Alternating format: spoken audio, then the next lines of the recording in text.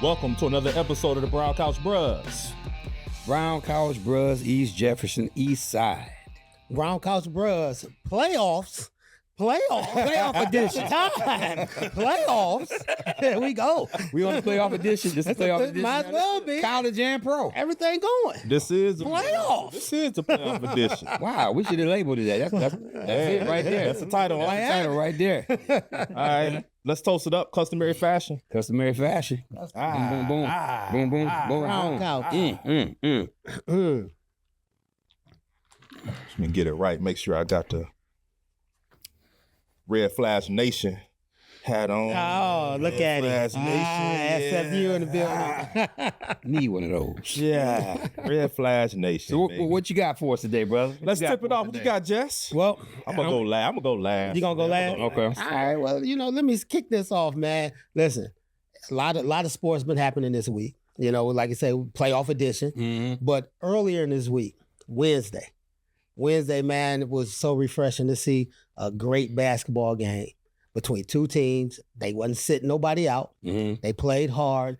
Early season matchup from two of the best teams. And I'm talking about Cleveland, Oklahoma City. Yeah. It was a great game. Cleveland won 129-122. There's been a lot of comments about, what type of basketball is being played. Too many threes, too much this. But these guys, they got out there and balled. And again, like I said, nobody sat out. Mm-hmm. Donovan Mitchell only had 10, but the rest of his team carried him. Yeah. SGA showed out. He scored 31. And it was just good to see, man.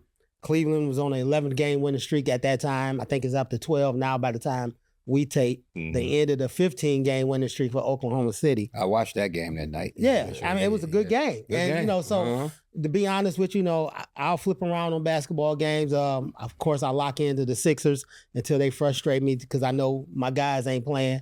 I watch the Pistons for content, for sure. And, they local and they exciting to see. But to see an early season matchup with two teams that wanted to play this game, wanted to win this game, wanted to prove a point to one another.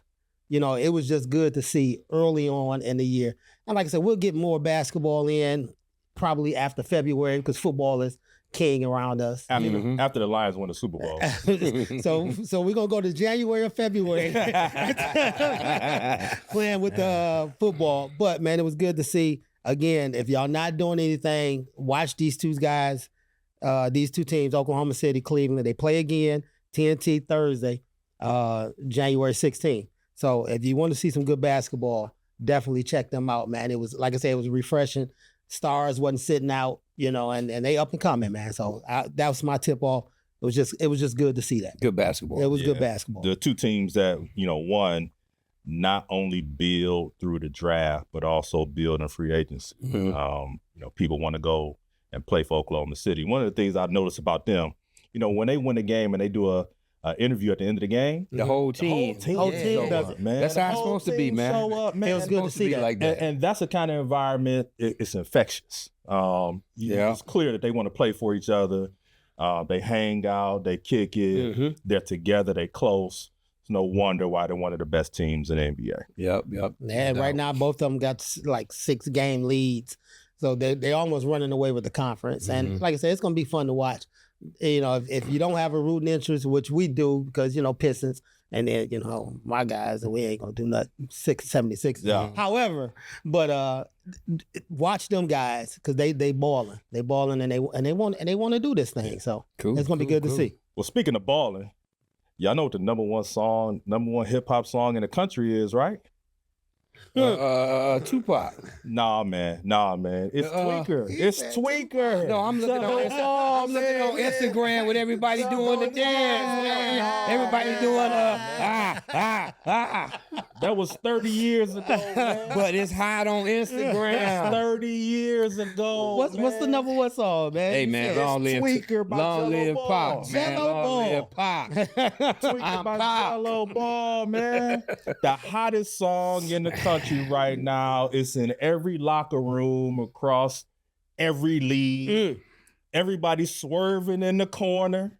And look, man, who would have thought that Gelo Ball, probably the Ball brother with the least athletic promise or basketball promise, has a #1 hit in the country, man. Everybody's playing it. They love it. You hear it everywhere. Well, You hear it everywhere.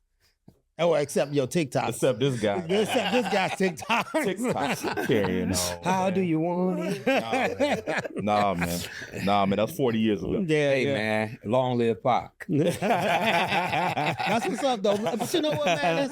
That crossover for him is gonna be big down the line. You know, and now you got to match it with some play.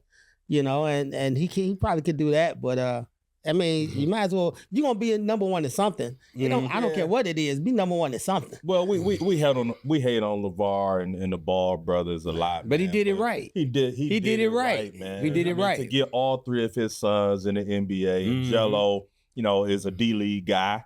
Probably should be playing overseas so he can make himself some more money and have a longer career.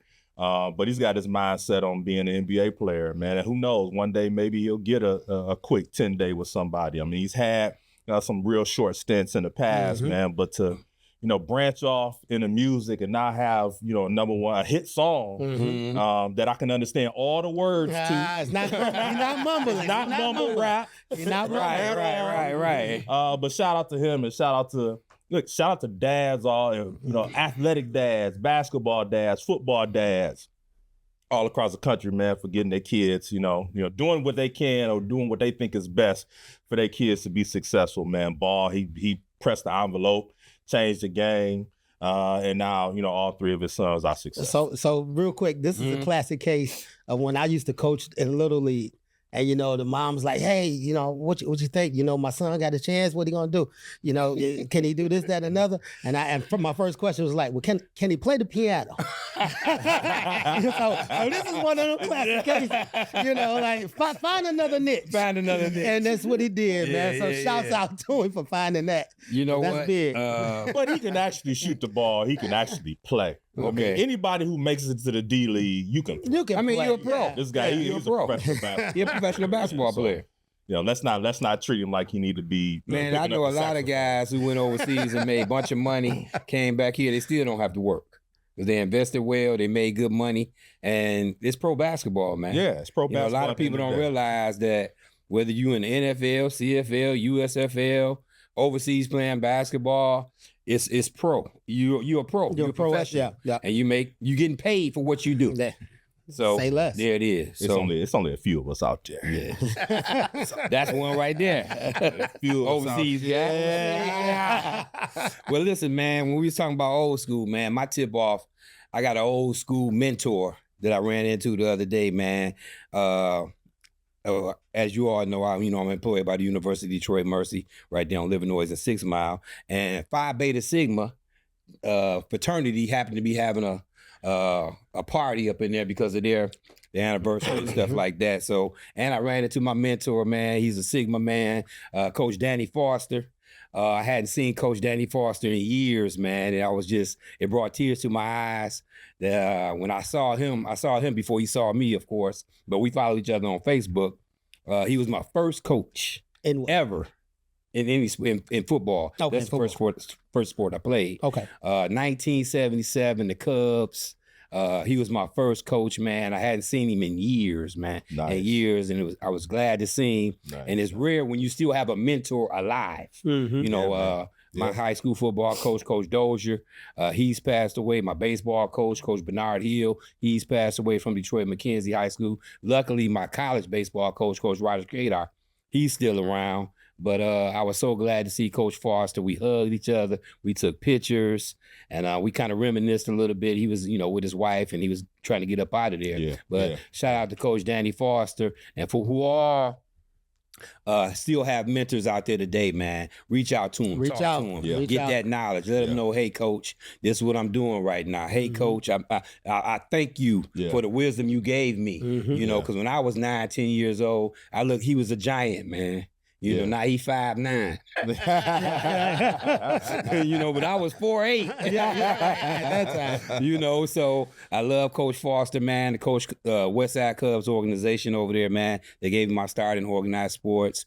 And once again, I appreciate you, Coach Foster, for your wisdom, for your knowledge, and thank you for just being around for me, brother. And I appreciate you. Thank you. Good stuff, man. Good stuff. And back then, those were guys who did it for no money. No money. Right. No limelight. No nothing. None of that, man. They just out of the kindness of their heart, they wanted to give the game to young people, man. And it was no spotlight or anything like that. And those are the first people outside of your parents or people in your household that like saw something in you.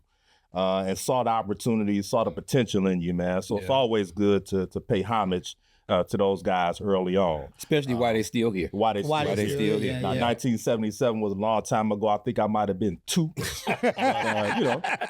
But you're still here. I'm still here. Still here, baby. Still here. You're still here. So you might be a prelude to an episode from down the line, man, where we'll go out and acknowledge these coaches that or bring him on and bring some coaches for some on.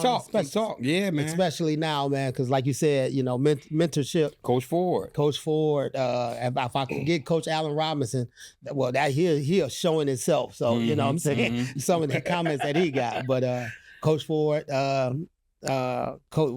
lost Coach Hodgkins, but Coach Ford, Coach Robinson, those are the two that I still stand behind and follow the teachings that they had, for me in my life. So, but yeah, that's a good shout out for that, man. And the coaches that's doing it now, you don't have to be left behind in this. You know what I'm saying?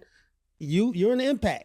And they don't have to be monetary or nothing. Just be an impact on these kids, man. And a lot of the coaches that we know still, Cal Norman, Coach Crowell, Coach Wiltshire, Coach Leonard Cry, all those guys. They're still out there doing it over there. Y'all impactful. Y'all Coach Patrick over there at King. So Coach Rushing over at Cass. My coach over at Central. They doing the thing, man. So Coach Oden over there at out there at Harper Woods. So those guys that did their mentors, whether they know it or not, which I think they do, they know it for sure. And it's not about the championship. They got a lot of guys coming up under them that can already say, "Hey, that was my coach." Yeah, and it's not about the championships. It's just developing young men. Yep. Coach Norman Thomas. I don't want to forget you too, Coach Norman Thomas. Yeah. And I mean, it's a number of them who have been around, and I'm always drawn to those who have been at the same school for a long time. Those guys who not only coach but work in the building. And that's where you really get the opportunity to mentor guys, because you become a part of that school community, that neighborhood. People know you from generation to generation. Kids that you have coached, now you coaching their, you've coached their parents, now you coaching their kids. So all that stuff, man, is impactful. And all three of us have coached. At one time or another. We were a part of that fraternity, that culture fraternity too. So just mentoring young people and giving the game to them as it was given to us. No doubt. All right, let's go. It's game time. Game week. We got games going on right now. Games going on right now in the NFL, but let's talk a little college football. There's Notre Dame and Ohio State in the national championship. For the money, huh? For the money on January 20th. Hard-fought victories on both sides. I think Notre Dame had a little tougher time with Texas than Ohio State did. Two big plays down the stretch, particularly on defense with Ohio State. A couple of takeaways late that really sealed the game for them. So let's talk about that Ohio State game. You want me to start it? Can I? This is your wheelhouse. You know what? This is your wheelhouse. We still in the same zone, right? With that guarantee. With the guarantee, baby. I'm one game away, huh? I'm one game away. Anyway, shout out to those Buckeyes over there in Columbus, man. And I've been on his head for the last couple of years, man. Shout out to Coach Day. Coach Day had those boys ready to play. Shout out to Jack Sawyer. Great play. Caleb. The safety, great play. The defense stepped up like they were supposed to at that time, at that moment. Texas, I love the game plan. They took away the freshmen. Yeah. They took away the deep ball. They even took away the intermediate stuff, the curl routes. They're dropping those linebackers back. And they had long linebackers with long arms, man. So they tried to force feed him a couple of times. But to Coach Day's knowledge and experience, and Chip Kelly, they seen through all that, and they started going to their secondary guys, Carnell Lake, Ibuka, the tight end. They didn't try to force feed the guy, Jeremiah Smith, the ball. So that in itself opened up the offense. Dumb penalties early on. which sometimes happens in the game. But overall, hey, listen. What is that? We almost there. This is called a ohm. It's an ohm. I made that up. It's an ohm. And we use this in Buckeye land when we know we about to win it all. We did this in 14. And look, quick story. Let me put this back down. That ain't nothing but a Santa Claus. Man. Quick story. That's a dollar. You know when the playoff first started, right? The 14 playoff, right? When they went to 4. We went to 4. Who won it? Yeah, y'all won it, right? Now we going to 12. Man, I might be a little bit early, but I think we're gonna win. You're on the doorstep. So if you want to keep on switching these playoff formats around, you want to go 4, 12. You want to go back to 8. You go. Just realize that we go every time it changes. Santa Claus. Santa Claus. Dollar Tree Santa Claus. We gonna win it all. But anyway, once again, man, shout out to those Buckeyes in Ohio, man. Get healthy. Come back ready to play. Notre Dame not gonna be a pushover, man.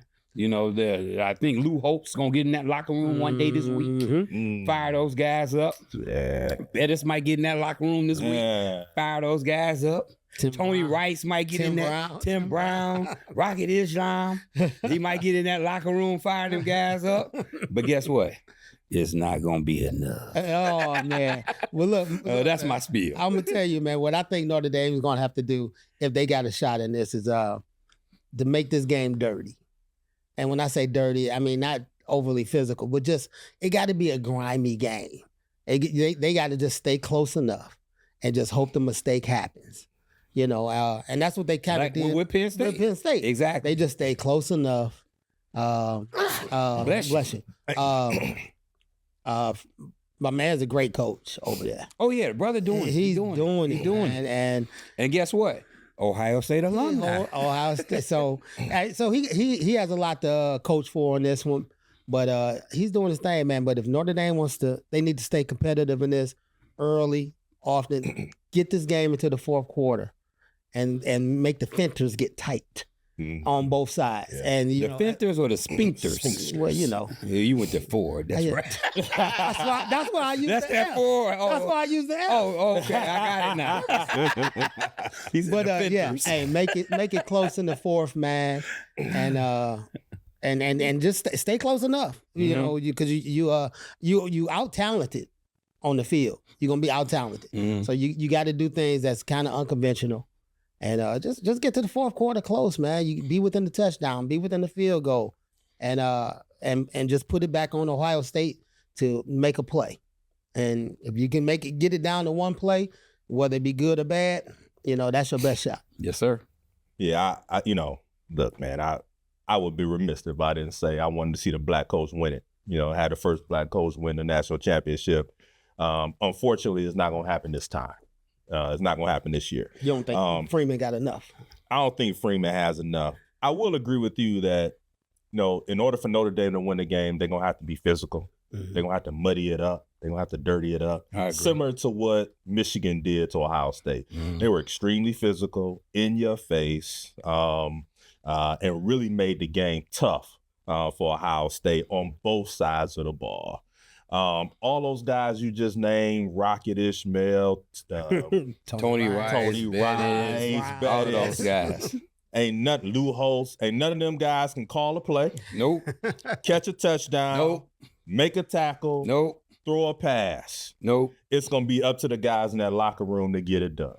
And what you're going to need is you're going to need guys that you don't expect to play to play above their capabilities. It's a championship game. You throw all them X's and O's out the window, it's who wants it more. That's true. And I think the most talented team is Ohio State. They're going to have to just simply impose their will on Notre Dame. And I don't expect this game to be close at all. I said it a week ago. I said it 2 weeks ago. This is Ohio State's game to lose. Mm-hmm. And so that's where it is. That's where you stick. That's what I'm sticking with that. And so, look, we challenged Ryan Day when he lost to Michigan. And every week, he's been coaching for his job.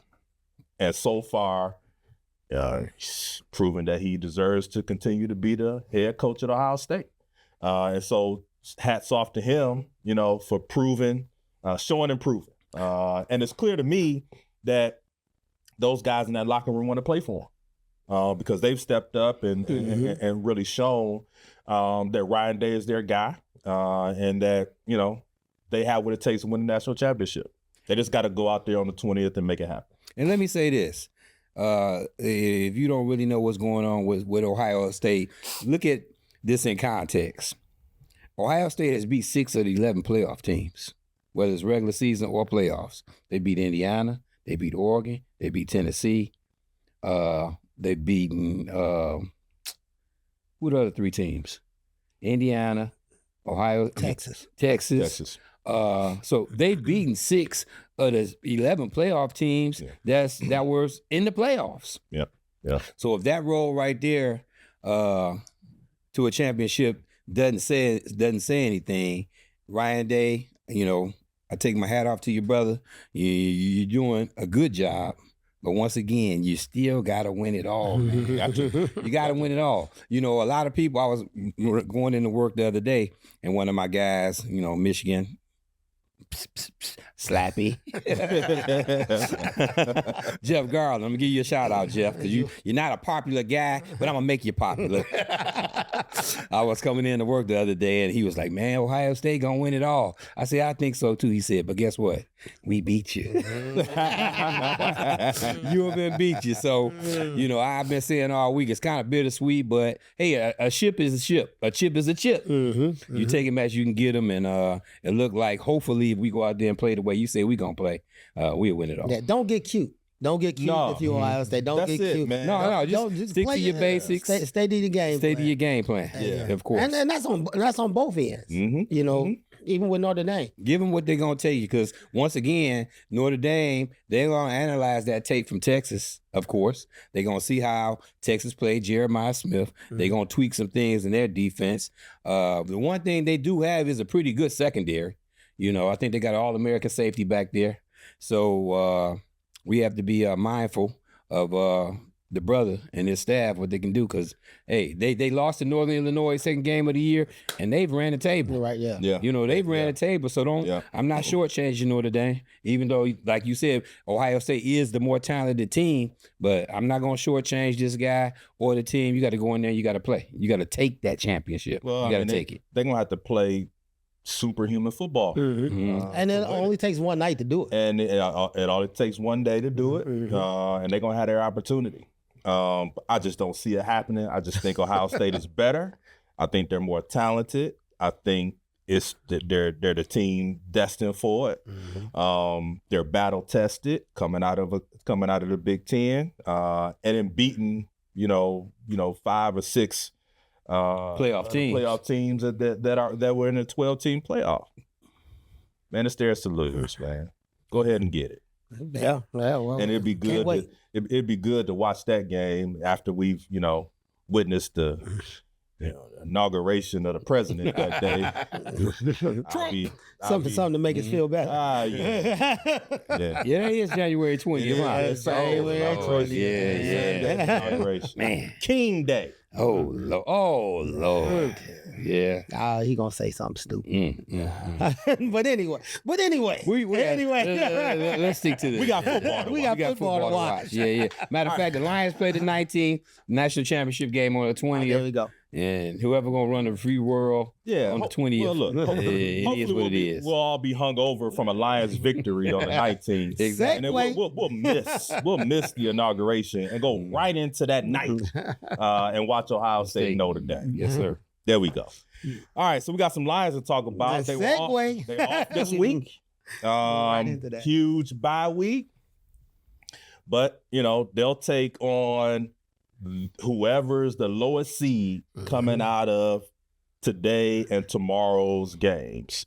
You got Washington, you've got the Rams, you've got Tampa, you've got Minnesota. You got Minnesota. Take Tampa out. Take Tampa out. Right, take Tampa out. So you got Minnesota. Yeah, Green Bay is the lowest seed as of right now. Lowest seed as of right number now. 7. Yep. But there is a chance that we could see the Washington Commanders if they take care of business today. But you all tell me, who would you like to see the Lions play coming out of this week? If I had to go by talent on the field and just flat out, I think we have a better opportunity to. I think we're gonna, whoever we play. Let me say this first. I think we're gonna win the game, but I would probably rather play Washington. You know, although they have a rookie quarterback who's talented, I don't see the weapons on offense like the Rams can impose, and definitely like Minnesota can impose. So even Green Bay. So I would have to say Washington, the Washington Commanders. The defense is solid, but from an offensive standpoint, they got Scary Terry over there at receiver. They got Noah Brown over there at receiver. Your boy that used to play for the San Diego Chargers, the running back, number 30, over there at running back. Eckler. Yeah, Austin Eckler. So yeah, I would say Washington. You know, those two other receivers that I just mentioned, From Ohio State. Dollar store Santa Claus. That dollar store Santa Claus. To answer your question, the Commanders. I would like to see the Commanders because we have to fall into that. Here come Matt Stafford back to the Ford Field. The Minnesota Vikings. It's hard to beat a team 3 times. Well, that's what I want to get to. Myth or method or mental state with weapons. So Washington Commanders. Yeah, I'll have to go with Washington too. Although I do think that the Lions defense has issues with mobile quarterback. Yeah, Jaden Daniels is obviously a mobile quarterback. He'd be a guy that we have some problems on. Got to get a spy in there, which would take away a little bit of their aggressiveness, I think, on defense. But I certainly like our chances against Washington. It'd be great for my homeboy to come back. Maybe we can get him on the show. Get London on the show. London on here. Hall of Famer. It's tough to beat a team. When I think about the Vikings, it's tough to beat a team. Future Hall of Famer, let me say that. It's tough to beat a team 3 times in a row in the same season. Yep. So having Minnesota come back in here is kind of scares me a little bit. I'm not afraid of Matt Stafford because Matt Stafford gonna give you a chance to make plays against him. He gonna take chances. He's a gunslinger, just like Baker Mayfield, gunslingers. So if you play solid defense on guys like that, they'll give you a chance to make a play on defense. And the Lions are proving that they can do that in the secondary.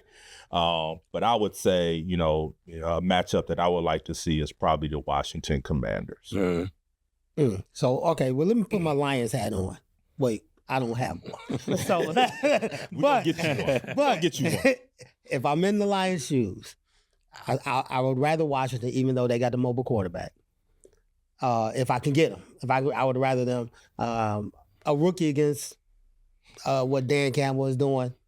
Or Aaron Glenn and all of that. All of that. Right. But is he a rookie now? No. 17 games into the season? 17 16. No, he's not a rookie now. He's a vet. He's probably seen everything. I don't consider him a vet, but I don't think, he's not a rookie. You make the playoffs as a rookie. Right. You in your second year now. Okay, so I can track that. Okay. A second-year quarterback against what they do. So, but no, I would rather that. I think even as mobile as he is, he's not the scary mobile that the Lions have been accustomed to losing to. When I say accustomed to, the people that they've had problems with. Now, Josh Allen. Yeah. So, Lamar Jackson. He a poor man's Lamar Jackson. Yeah. So it's a slight downgrade. So if I was them, I would rather see that. Now, as far as to your point on playing the team 3 times, you'll be surprised. And the stat came out earlier this week, and I heard it.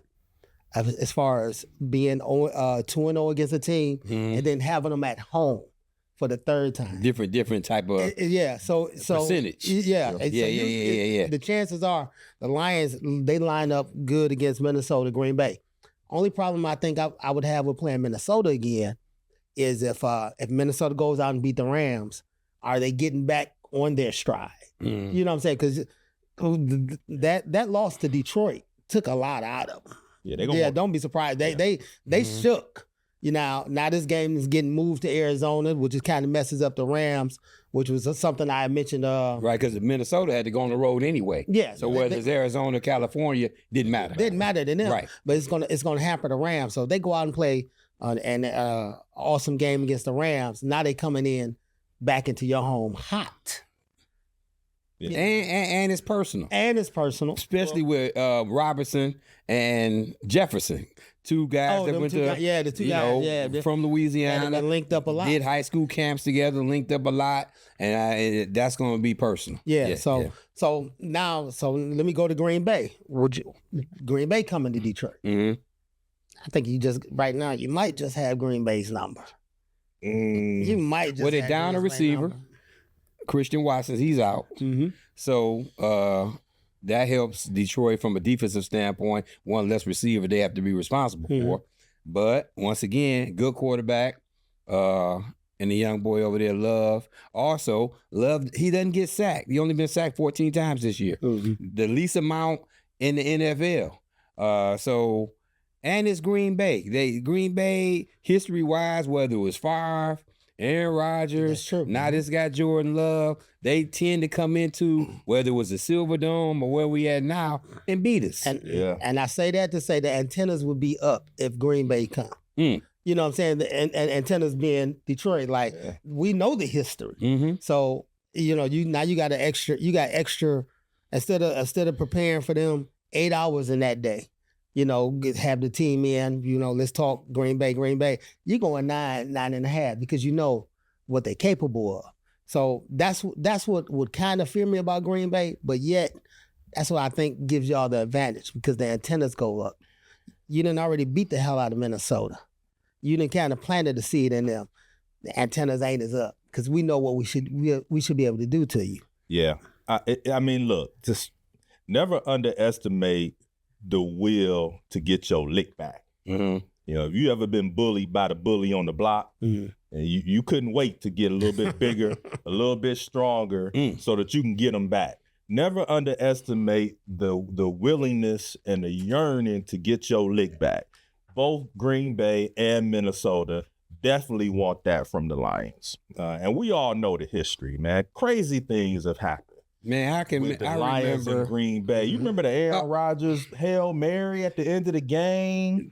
I remember the Brett Favre Hail Mary. Me and my boy Brian Watson, B-Block, we was walking out of the Silverdome.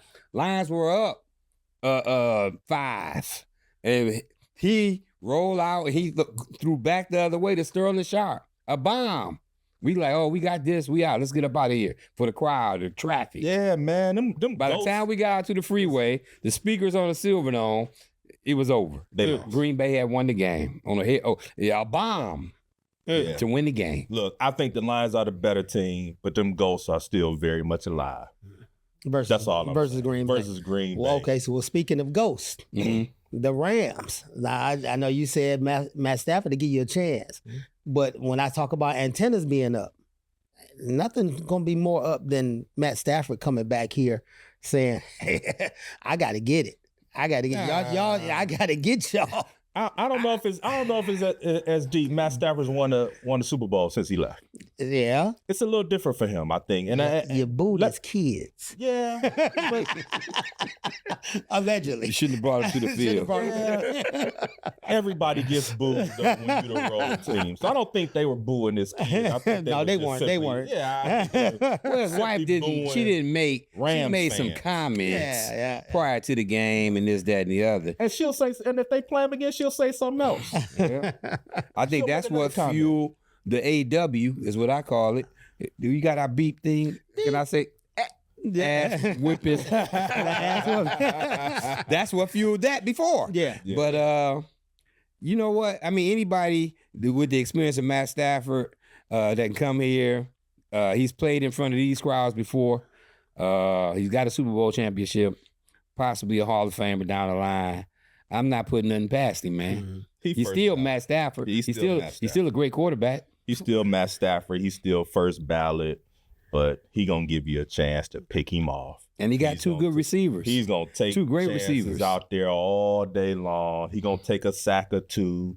Boy, that's the one thing he's not gonna do is run. He's not. Yeah, he gonna be where you can find right him. back in there. Exactly. You'll be able to. You don't need GPS to find that stuff. But you gotta understand his offensive weapons with Karan Williams, all-pro running back, Puka Kanua, Cooper Kupp. He has weapons. Yeah, but they played well and we still beat them. Now let's go back to last year. One of them guys and we still beat them. Let's go back to last year playoff game. Here, if they didn't call the pass interference, that could have been a totally different game. Could have been a totally different game. Again, I think they can still play well, and the Lions can still win that game. I just don't think that they've got enough. They're not going to be able to stop a nosebleed, the Rams. I mean, unless they're ready to score 35 to 40 points, it's going to be tough for them, right? And again, it's just, I don't know that they've got the same level of hunger, the Rams, as the Lions do. This is a hungry team. They are destined for greatness. It's Super Bowl or bust for them. All the energy behind this season, the prognosticators, not only behind this season, the way last season ended. I mean, these guys are hungry, man. Hungry. And they're coming off a bye week to get a little rest, to get a little healthier. Man, this is everybody resting except the coaches. Yeah. The coaches is traveling, taking interviews. Well, they do a lot of them doing it virtual. But to what you said it takes it's ready to score at 30, 35? 35 to 40. Out of the four guys that they can play, Minnesota, Green Bay, Washington, Rams, I think Matt Stafford is the only quarterback that's capable of trying to put up them numbers to try to match y'all shot for shot.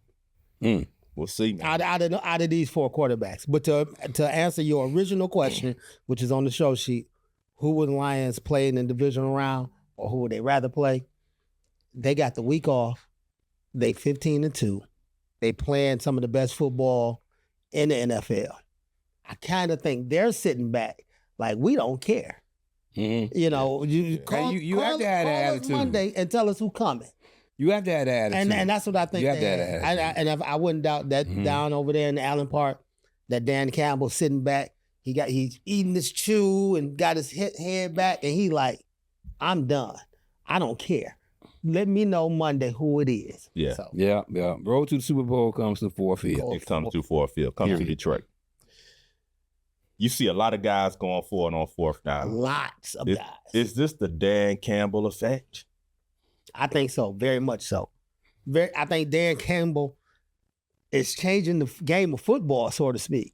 Mm-hmm. Guys 4th and 2, just inside their own 40, and in the NFL, you figure I should be able to get 2 yards, but I watched it yesterday.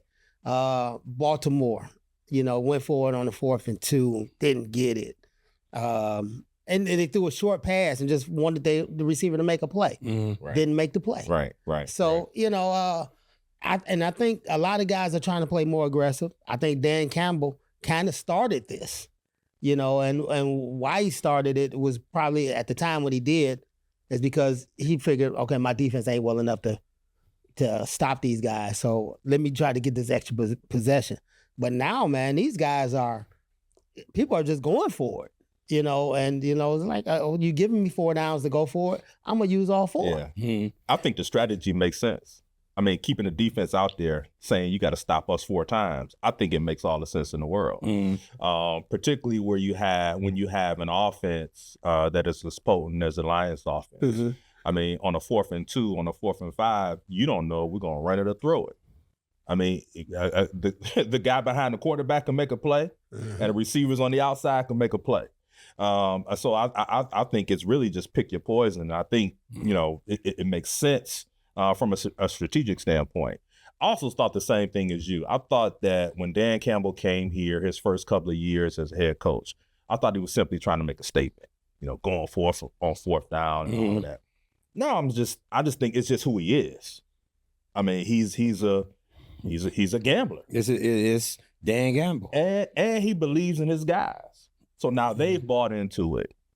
They simply expect to go for it on 4th down because their coach has all the confidence in the world that they'll get the 2 yards, 3 yards, 4 yards, 5 yards, and keep the defense on the field. Let me tell you what Dan Campbell has done to the NFL and for defensive coordinators on other NFL teams. You have to play us from 50 yards in. Because once we get to the 50, we playing football. It was 4th and 2. Our game plan, we have a whole game plan from the 50-yard line in. So you already have to expect once it's 4th and 2, 4th and 3. We at the 50? Yep. We're not punting. Now, we do have a kicker that has the leg that probably can do 62, 63 maybe. But definitely, we're going for him from the 50-yard in. So that changed your whole defensive philosophy from a defensive coordinator. Normally, teams is punting. Well, we at the 50. Oh, we got to punt this boy. We play the field position game. But it makes the defensive coordinator on the opposite team reevaluate his whole game plan, his whole personnel. Okay, these guys might go for it on the 50-yard line. So to your question, yeah, Dan Campbell has changed the way defensive coordinators think when you get to the 50. Maybe sometimes on the other side of the 45. Maybe. But definitely when you get to the 50-yard line on 4th and 2, we already know sitting back watching at home, we going for it. They're going for it. We going for it. So, and they set it up on 3rd down. I mean, if it's 3rd and 6, they'll run. They run. They already know. They'll run a garbage play just so I can get to 4th and 1, 4th and 2. Yeah. I'm still going for it. I mean, you got to stop me twice. So, and it's not just affecting the games that Dan Campbell is in, though. It's affecting the rest of the league, and that's what we're seeing. And it's like, why y'all doing this now? But it's because of Dan Campbell, man. And, everybody, particularly Dan Campbell, everybody's big on analytics. And if the analytics say, hey, you got a better chance of getting 2 yards than punting or going for a field goal, you go with the analytics. That's what, everybody doing now. So I don't have no problem with it. We can't get mad when it doesn't work. Right. When it doesn't work. So us as diehard Lion fans over these last lifetime, last 3 or 4 years, but over this lifetime, man, it's a change. We started off 1 year, 1-7, ended up 9-8. Last year, 12-5. This year, 15-2. All up under Dan Campbell, all up under his watch. So, hey, I believe in the guy, so I'm rolling with him. Yeah, we go from the greatest show on turf to the video game era. This is the video game era. Listen, so speaking of that, I know, so back in the day, playing Madden 2004, 2005, things of that, we had a Madden league. And so we implemented back then, because, guys would get on the video game like, it's 4th and 15. I'm playing a video game. I just go for it. So we had implemented a rule that at the time, and I wish I would have brought the paper, that if you're on your side of the 40, if it's 4th and 5, you got to kick. You have to kick it. Then, and so I'm watching Dan Campbell. Man, we would have had to scrap all of that because now these guys go for it when they want to. They go for it when they want to. When they feel like it. So we would have had to scrap that whole thing, man. And I think this is going to also play into the fact that whole Dan Campbell effect when they changed, if and when they changed the onside kick rule. Because now it talks about, so it's only 8% a chance to get it. You got to tell them when you're doing it. And all that now. So if you got to tell a team when you're doing an onside kick, it's really not the same. So now they want to implement this 4th and go for it. 4th and 20.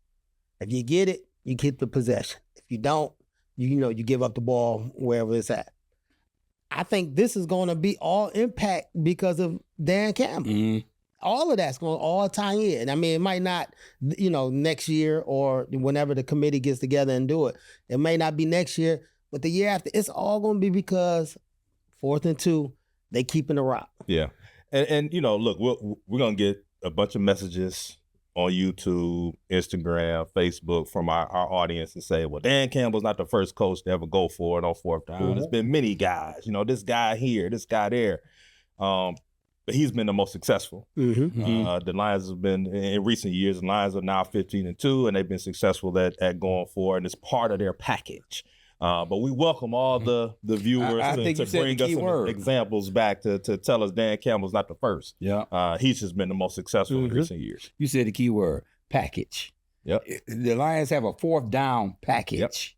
Yep. From 4th and 2, probably to 4th and 5, depending on time on the clock, situation of football. So, I think coaches are going to start implementing 4th down, which they already have, but I think that they will adhere to it a little bit more and put more emphasis on it because they know they're playing against a team like the Lions, where he said, you know what? These guys might go for it on 4th down. So if they get the ball back, we need to go for it. Because I don't know what these guys going to do when they get the ball back. So I need to go for it. And that's the mindset that I think Dan Campbell has changed. He's taking guys out their element. Out the element around the league. He truly is. He's taking guys out their element. He's winning games and winning possessions without even doing anything. Just the fear that I might do something. And when you got that going for you, man, you already a leg up. Yeah, seriously. Well, we're introducing a new segment to the show. I guess it's kind of an overtime segment where we're going to talk about, sort of take a deep dive into, some hot topics in sports. Maybe not necessarily anything current, but just hot topics in sports that we've been thinking about that's sort of in the atmosphere that other shows are talking about. And I got one I heard, some folks talking on a couple of podcasts over the week, just talking about franchise greats and being able to identify who is your franchise great. For example, if I asked you, who's the greatest Piston of all time, I'm sure you'd say Isaiah Thomas, number 11, right? But with free agency and guys moving around a lot, that question becomes a bit more, difficult to answer sometimes. And so my question to you, does it matter still that guys play for the same franchise throughout their careers? It's the Kobe's, it's the Magic Johnson, it's the Tim Duncans. These are guys who are greats with their franchise and stay with the same franchise throughout. But LeBron has ushered in an era of free agency and player control and movement that has sort of changed that. So does it still matter to professional athletes to stay with the same team your entire career? Well, let me say this. I think that's a two-part. It's a couple of answers to that. And I'll give you an example. We all know number 11 is the greatest Piston that ever played the game. He can move around in circles that no other Piston can move around in because of who he is. Top 50 player, top 75 player, Isaiah Thomas, the great Isaiah Thomas. But if you go on a lower scale, you take a Joe Dumars. He played with the Pistons his whole career. He a Hall of Famer. I don't think he can move in those circles like Isaiah, although he is a Hall of Famer. He's not the greatest Piston that ever lived, but his longevity here sets an example or says something to say, Joe D is ours. He's ours. You take another guy, Tayshaun Prince, played his whole career here. He's not worldwide known, but locally, he's known to us. He's our Prince. He's the Prince of the city. So when you're looking at legacy, it depends on how you want to define legacy. Michael Jordan, Magic Johnson, those guys played for, well, Magic didn't, but Michael Jordan played for two teams. But when you're looking at legacy, it does play a difference depending on who you are, where you've been, what you're doing. You have a guy like Justin Verlander. His great years, he had great years with the Tigers. The Tigers. Won a Cy Young with the Tigers. Went to the World Series with the Tigers. Lost it, but then he goes to Houston. He wins 2 more Cy Youngs. He wins 2 World Series. Where does his legacy sit here in Detroit? Is Verlander, will he go into the Hall of Fame, which he will he go in as a Tiger? Or will he go in as a Houston Astro? Because he had more success in Houston as an Astro. Sparky Anderson, Big Red Machine, World Series there, 2 of them. Played with some of the greatest players, Pete Rose, Johnny Bench, all those guys. He went in as a Red, although he won a Tiger World Series with the Tigers. His legacy when he put on that cap, it was a Cincinnati Red. So, my last example, Lomas Brown had his great years with the Lions. One of the greatest tackles in the Ring of Honor with the Lions. Won a Super Bowl with Tampa. So where did his legacy lie? He works for the Detroit Lions as a play-by-play guy, analyst. So it varies, man. When you have a guy that played for the whole organization for his whole career, like a Joe Dumars, All-Star, Hall of Famer. He ours. Isaiah is worldwide and he's ours. So that's a good question. You thought when you mentioned the Pistons, and we'll get to you, Jess, when you mentioned the Pistons, you talked about Isaiah, you talked about Dumars, you talked about Tayshaun Prince. All three drafted by Detroit. All three won titles in Detroit. But at the tail end of Tayshaun's career, I think he went to Memphis. Yeah, you're right. He did. Yeah. The majority of his career was with Detroit. Was with the Pistons. Right. And he was the Prince of the Palace. Yeah. So I'm looking at it on a sport by sport basis: football, baseball, basketball. Baseball, you kind of get the option to put on the cap, or not. You can go in without a cap. Mm-hmm. You just right. You can. That's true. I think that's how Justin's going to end up playing his. To what you were talking about Justin Verlander. Mm-hmm. I look at a guy like Shaq. Shaq forever to me will be a Laker. Right. Okay. Yes, you started in Orlando. You had a great career there, but you made your name and your legacy was built to me as a Laker. He played Boston, Cleveland, Phoenix. He played about 5. But he wasn't. He wasn't Shaq. He wasn't Shaq. And none of when he got to those. Right. Boston. It was bad in Boston. Yeah. He looked bad in Boston. Yes. So this now with this free agency thing and guys on the move, take a guy like we seeing it right now with and Aaron Rodgers. Aaron Rodgers, he'll always be a Green Bay Packer. Oh, he's going to go in the Hall as a Packer. Yes. Right. As well he should. As well he should, And then, but you're going to look back like, man, you kind of, it should have been, I wish he would just stay with the Packers and been done. Ricky Henderson, I don't mean to cut you off. He went in as what, Oakland A? He played 25 years. Yeah. Oakland, Yankees, Toronto, won a World Series with Toronto. I think they drafted him though, so I think that might have been key. Right. And that's where that's sort of where it changes things for me. It's about the team that drafted you. They gave you opportunity. They gave you an opportunity that saw something in you. It's gonna be tough. Well, we talk about it all the time, even in the Hall of Fame. Some guys can sit at this table, some guys can sit at this table, and then it's another table. It's another table where the greats, greats. That's how it should be, right? To me, there's a different space in the history of sports, professional sports, for the Tim Duncans, the Kobe Bryants, the Magic Johnson, the Dirk Nowitzki, Paul Pierce, the Paul Pierce, Garnett. Well, not even Paul Pierce. Late in his career, bounced around a little bit. Not even Garnett for me. It's just a different Isaiah Thomas. This is a different place that those guys can sit. Larry Bird, different place that those guys can sit than everybody else because they got drafted. They went through the lean years. Mm-hmm. They got great. They won it. Some of them even won it again. Is LeBron an exception to the rule, though? Because he came back to Cleveland. He's not the exception to the rule to me. I think he's the greatest Cavalier to ever play. But I don't think he sits for me, he don't sit at the same table as Magic, Kobe, Dirk, right, Tim Duncan. He don't sit at the same table. Because they got it from the mud. They got it out the mud, man. And they went through those lean years, won, lost, won again, some of them. Mm-hmm. Right. Think about the time that Dirk lost to Miami. And that was devastating. You know what I mean? In the finals. And then to come back, or they got bounced early. You got bounced early. Who did? Was it? I think it was Golden State. Got bounced early by Golden State, came back, beat Miami. To stick and stay in times like that, man, it puts you at a different pedestal.